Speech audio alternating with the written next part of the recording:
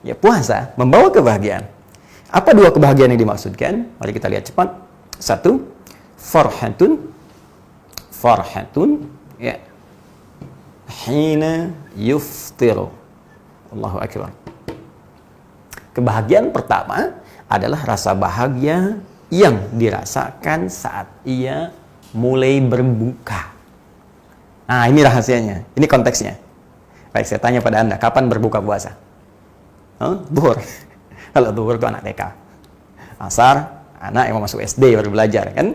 Baik, seorang yang memenuhi kualifikasi syarat ketentuan puasa pasti mengetahui bahwa buka puasa itu maghrib. Ini dia. Karena itu kita katakan di awal rahasia saat berbuka. Ya. Baik, jadi saat berbuka maghrib itu, ya, maghrib, saat tiba waktunya maghrib, orang puasa cenderung bahagia, senang. Ya, begitu dengar adzan Allahu Akbar, senangnya luar biasa. Hanya memang sebagian umat Islam, juga sementara kalangan, ada yang mengaitkan kebahagiaan ini hanya kebahagiaan berupa fisikal saja, secara fisik, ya, psikologisnya. Apa itu kebahagiaan fisik dan psikologisnya? Kebahagiaan fisik yang dimaksudkan karena orang puasa, dia telah menahan lapar, haus, dan menunggu waktunya berbuka. Dan tiba-tiba datang maghrib, begitu dengar dia bahagia karena waktu menahan lapar dan haus itu telah usai. Tiba lagi saatnya makan kembali. Ya, makan telah tiba, minum sekarang bisa. Karena bahagianya luar biasa, mendengar suara adzan karena merasa kebutuhan fisiknya akan terpenuhi kembali. Nah, karena itu banyak hal yang menarik gitu ya. Kadang ada orang yang sudah mengumpulkan makanan, menunya macam-macam, kemudian minumannya, ada sekutengnya, ada kolaknya, ada jus alpukatnya, segala rupanya, masya Allah. Ya, begitu adzan berkumandang langsung baru minum teh manis, kenyang. Tapi punya ada kebahagiaan fisik. Ya. Nah, hanya yang saya maksudkan bukan ini. Saya ulang, yang saya maksudkan bukan yang ini. Yang saya maksudkan adalah kita coba ambil lagi keterangan dari Nabi Sallallahu Alaihi Wasallam. Adakah korelasi yang dimaksud bahagia di waktu maghrib ini dengan keterangan lain yang memberikan rahasia keistimewaannya? Sebab kalau cuma bahagia buka itu standar biasa. Ya, umumnya orang kalau puasa, mungkin di non-muslim juga ada puasa. Ya, jadi kalau waktunya buka ya mungkin bahagia. Karena itu konteks kebahagiaan orang beriman akan terasa lain.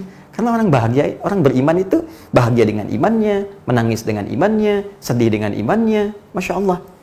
Ya, ini iman yang punya sinar dalam kehidupan jiwanya, yang menerangi anggota tubuhnya. Yang paling menarik ada keterangan lain di hadis Nabi Sallallahu Alaihi Wasallam.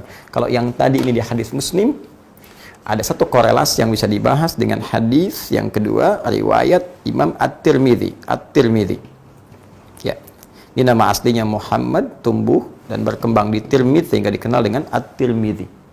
Ya, ini kita temukan riwayatnya sahabat Abu Hurairah. Ya, sama persis dengan yang di atas. Ya, nomor hadis 2526. Ini riwayat sahabat Abu Hurairah. Ini pun yang pertama riwayat sahabat Abu Hurairah. Dan yang paling menarik, mari kita lihat korelasinya. Di hadis ini disampaikan oleh Nabi, Thalathatun. Ada 3 golongan.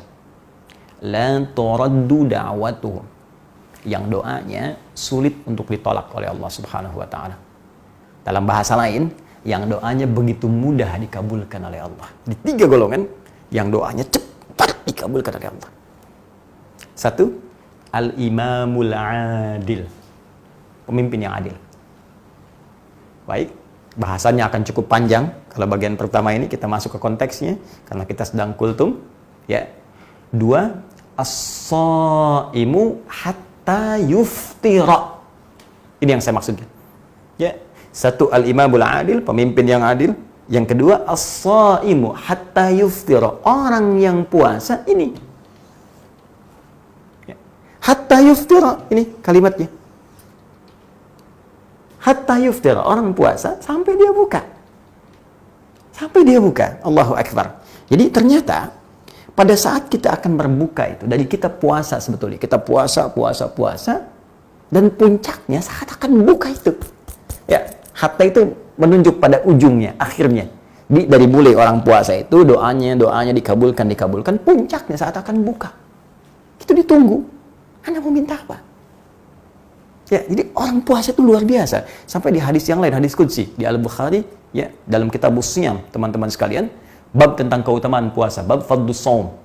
Itu langsung disebutkan di hadis qudsi. Qala Rasulullah sallallahu alaihi wasallam, qala Allah azza wa jalla. Allah berfirman langsung, ya, orang puasa itu dia menahan makannya untukku, menahan syahwatnya untukku, menahan minumnya untukku. Asyamu li wa ana ajzi bihi.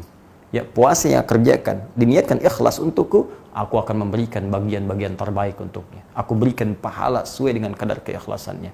Tapi yang paling menarik, perhatikan kalimat ini. Yatruku ta'amahu, ya, wa masyarabahu, wa syahwatahu. Dia meninggalkan makannya, minumnya, syahwatnya untukku, kata Allah dalam hadis qudsi. Sekarang mari kita sedikit bandingkan sejenak dengan pemahaman berikut.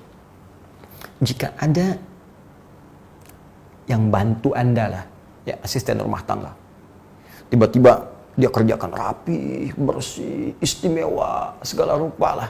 Bahkan yang paling dahsyat begini, ya, dia biasanya Anda minta mulai kerja jam 7, dia mulai kerja jam 5. Bahkan dia bangun jam 4, ya, kerja jam 5. Kemudian makannya juga sekadarnya saja, ya, dia kerjakan rapi, bagus dan sebagainya. Sekarang tiba waktu gajiannya, tiba-tiba dia ingin mengajukan sesuatu kepada Anda. Anda berikan nggak? Dan Anda mampu? Contohnya sederhana, dia minjam uang misalnya, mau minjam 100.000 aja. Gaji dia 1.500.000, dia mau minjam 100.000 aja. Anda berikan nggak? Maka demi Allah saya katakan, jangankan Anda menunggu dia gajian, sebelum gajian pun Anda sudah ingin memberikan sesuatu yang terbaik untuknya. Kalau bisa, sebelum dia minta, Anda sudah tambahkan. Tambahkan 2 juta, tambahkan serupa gaji yang pertama. Nah, ini yang paling menarik adalah seseorang yang sedang menunaikan puasa. Kata Allah di hadis qudsi riwayat Al-Bukhari tadi, ini luar biasa nih. Orang ini apa yang dia kerjakan? Dia meninggalkan makan. Orang lain makan, dia enggak. Orang lain minum, dia enggak. Orang lain mengerjakan syahwat, dia enggak. Dia tahan karena saya. Maka kata Allah, apapun yang dia mintakan, aku berikan. Wa ana ajzi bihi. Saya berikan pahalanya. Saya berikan bagiannya. Apa di antara bonus pahala itu? Pahala nanti di akhirat didapatkan. Tapi bonusnya bagi orang spesial diturunkan di bumi. Apa di antara bonusnya? Di At-Tirmidzi disebutkan, dikabulkan segera doanya.